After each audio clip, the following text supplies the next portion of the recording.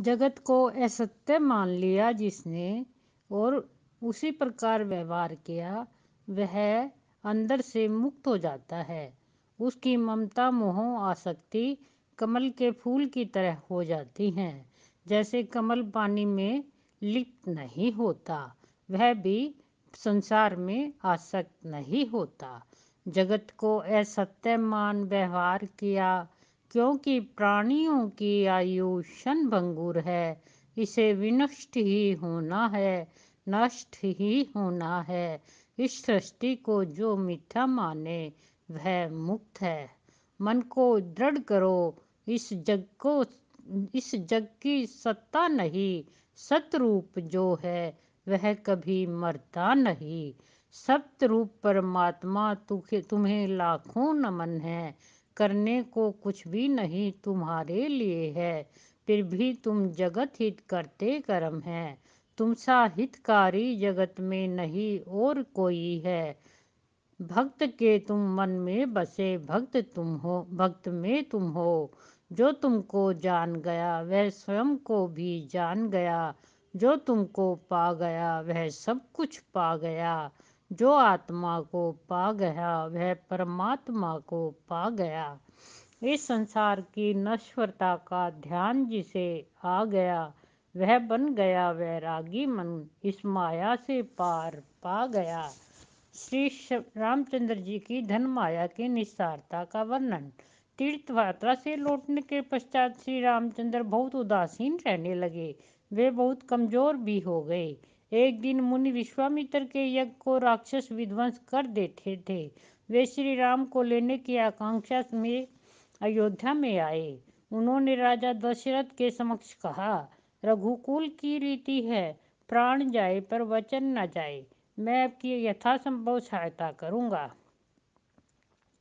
जब उन्होंने कहा, यज्ञ की रक्षा करने के लिए मैं श्री राम को आपसे मांगने आया हूँ, तो राजा दशरथ ने महसूस किया, मैंने बुढ़ापे में पुत्रों को पाया, अभी इनकी कुमार अवस्था है, ये कैसे राक्षसों के साथ युद्ध करेंगे।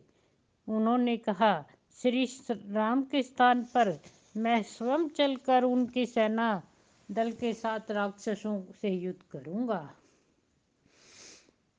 लेकिन विश्वामित्र ने कहा कि ये तो साक्षात भगवान के अवतार हैं,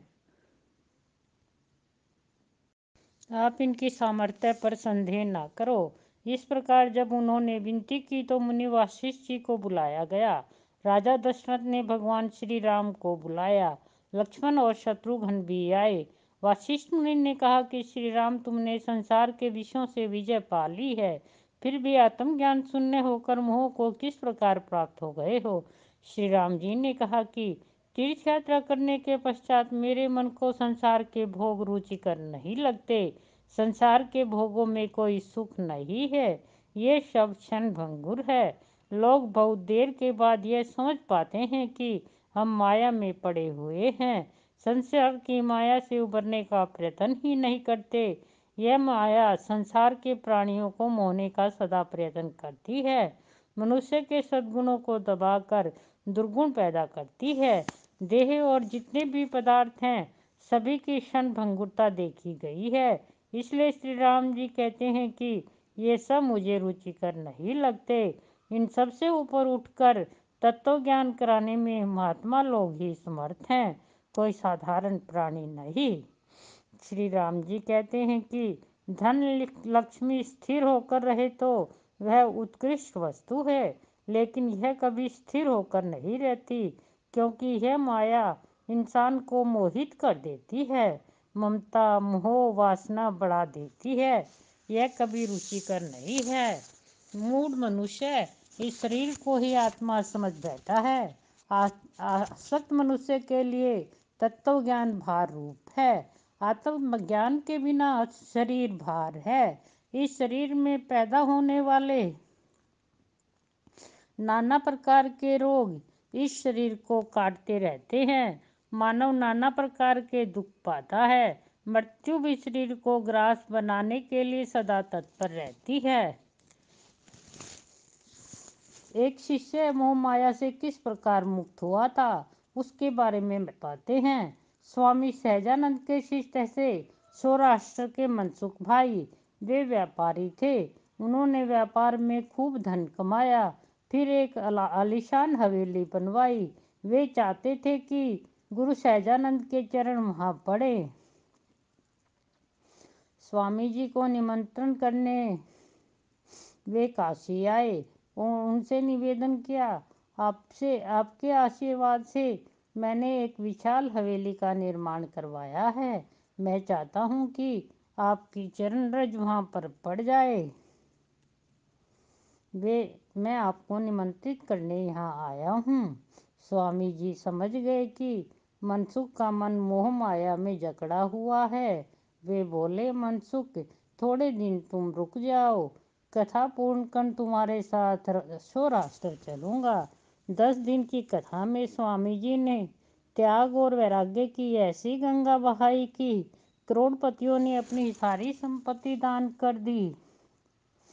यह देख मनसुख भाई के